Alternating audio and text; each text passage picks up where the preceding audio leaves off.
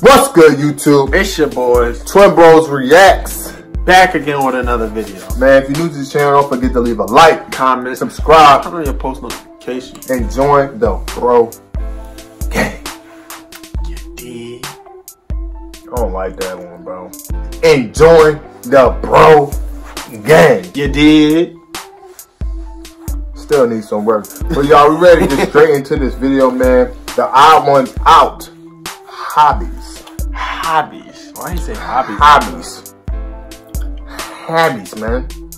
Want their children to be well-rounded. But the problem that every parent belly faces button is look that like 7-year-olds would rather watch any video on YouTube than learn how to play the violin. So, how do these concerned parents get their children to be more active? Answer, they force them. Now, forcing your kids into activities isn't a bad thing. In fact, overall, it's extremely helpful. Forcing kids into doing something they don't want to do is the only way we can get them to go to school.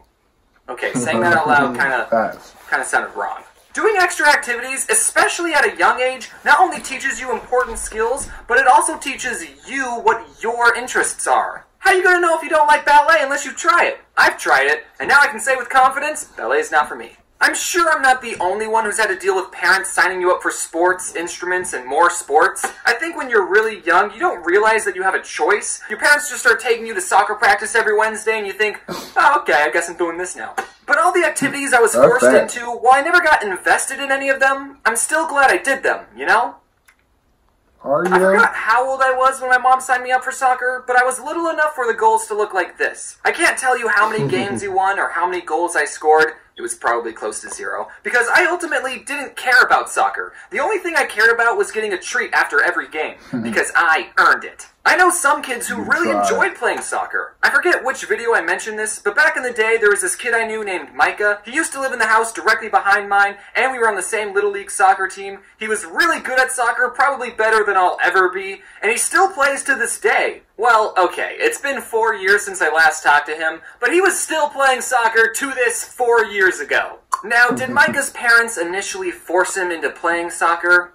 Probably, I didn't ask. But if his parents never forced him into it, he would have never known how good he was at the game and how much he enjoyed it. But that's enough about Micah. This is my channel. I don't remember how I stopped playing soccer. I just stopped showing up to the practices one year, and I never played again. And then my mom put me into Boy Scouts, and that was a lot better because it wasn't competitive and camping is awesome, and I made some dumb videos about it. So it was a return investment. Another activity my mom put me in was this martial art class called Aikido.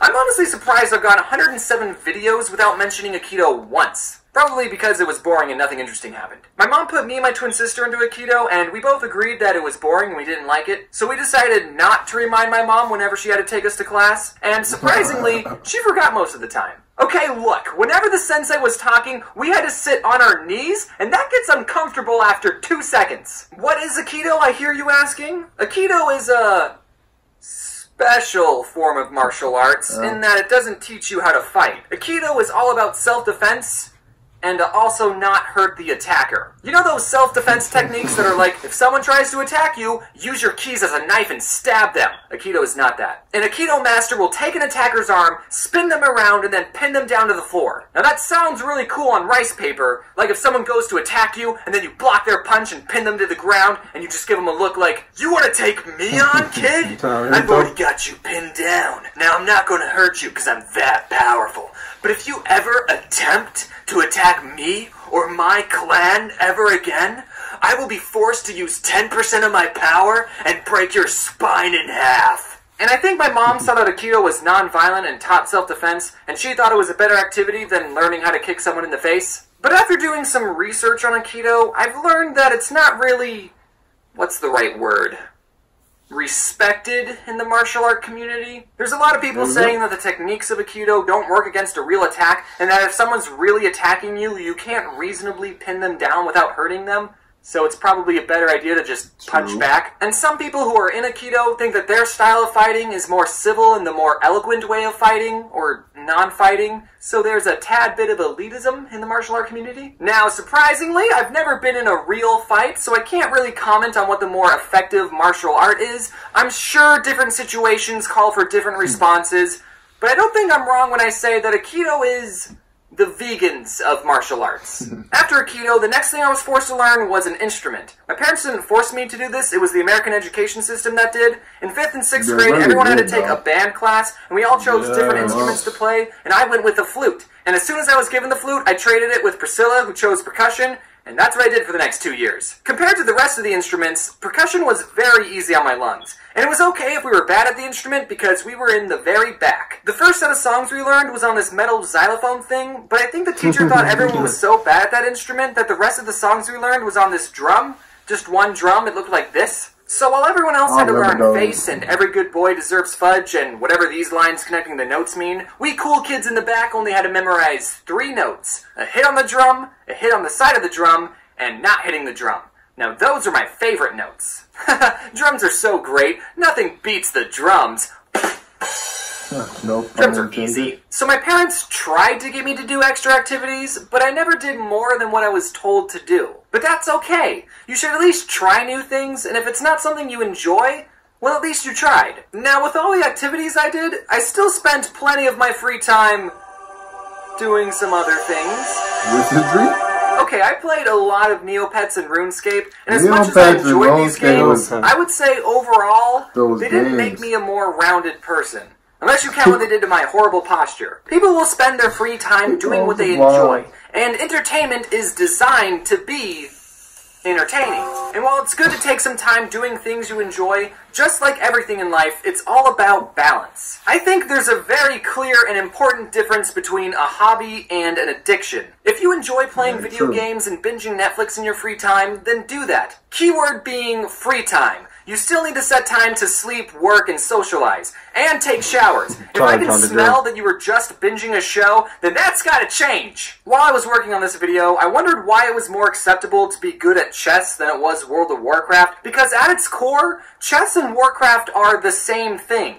A game. But if you spend all your time playing one of these games, and it gets in the way of you being a functional human being, that's when it becomes an addiction. And I would bet you $1 crisp bill that more people have gotten addicted to Warcraft than chess. And that's why I believe there's a bad stigma with that game. Also, I don't know how WoW works, but I know in chess you need to have at least 1 friend. If I could go back in time, I would tell my younger self to not play Neopets and RuneScape as much as I did. I would have told me, hey, you should try out other things too, like rollerblading or the flute. Youth is the best time to learn what you love and where your passions lie. You kids have no bills, no expectations, you're not tired all the time, and everyone's telling you to follow your dreams. But not me, I'm 22. My life is practically over. I can't choose any more hobbies. I wasted my childhood. I'm not saying don't play video games or don't watch YouTube. I understand that my main demographic is people who watch YouTube, but like I said before, it's all about the balance. Trademark. So go out there, try new things, join a club, go on a walk, draw something. I'm biased, but make a comic, write a short story, find a recipe online and cook something, or read a book. Take breaks, yes, but never stop learning. And when you're an adult, you can force your children to learn too. Happy 2019, everyone. How are you all doing on your New Year's resolutions? Are you still keeping track of those? Surprisingly... Okay. That was an interesting video. A lot of stuff he was mentioning kind of took me back to like childhood, bro. I remember Neopets, bro. That shit, Neopets was fun. Game, bro. I liked it. What was the one that was on the keychain? Tamagotchis, Neopets, Beyblade. Everybody had a Tamagotchi. Yeah, that shit did take me back. But it was a lot of like, you know what I'm saying, points where, you know what I'm saying, it was kind of like accurate, like. Definitely, especially with the band thing too. The band was very accurate. I had to take a band class. Forcibly, because I didn't want to take band.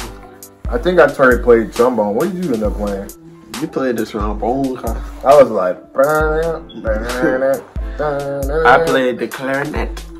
Yeah, so we had doodle instruments. So clarinet's not doodle, thanks. You weren't good at the clarinet. I was definitely elite. Weren't elite. I was one of the best people in my class. He definitely wasn't an elite clarinet. Don't let him lie. I even had a solo performance. You gonna sit up here and lie to ourselves? I swear. But it was pretty good. Like Remember they had the little joint where you had to earn the ribbons too. Strings? I don't know if any of your was that clarinet? Or it was like a little. It was like a flute. It was like It was a clarinet, but it was like a plastic. No, it wasn't. It was called something else. It's called something else. I know what you're talking about. You put the rope on the end. Yeah, it was colors. Like the colors. I can't remember what that thing was. You had to learn the jumps. I remember that thing. That shit was fun, bro. But I say growing up, my favorite hobby probably was hide and seek. I don't know if you consider that a hobby, but hide and seek and I think basketball were my favorite two things to do. Hide and seek? I think freeze tag. Freeze tag.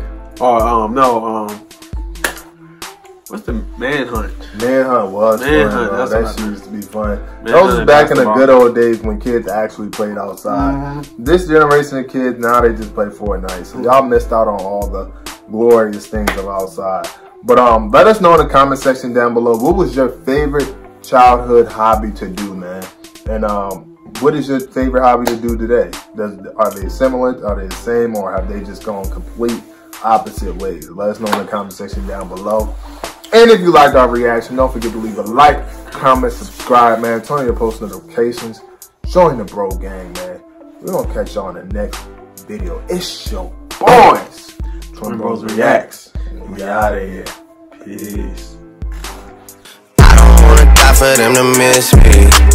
Yes, I see the things that they wish.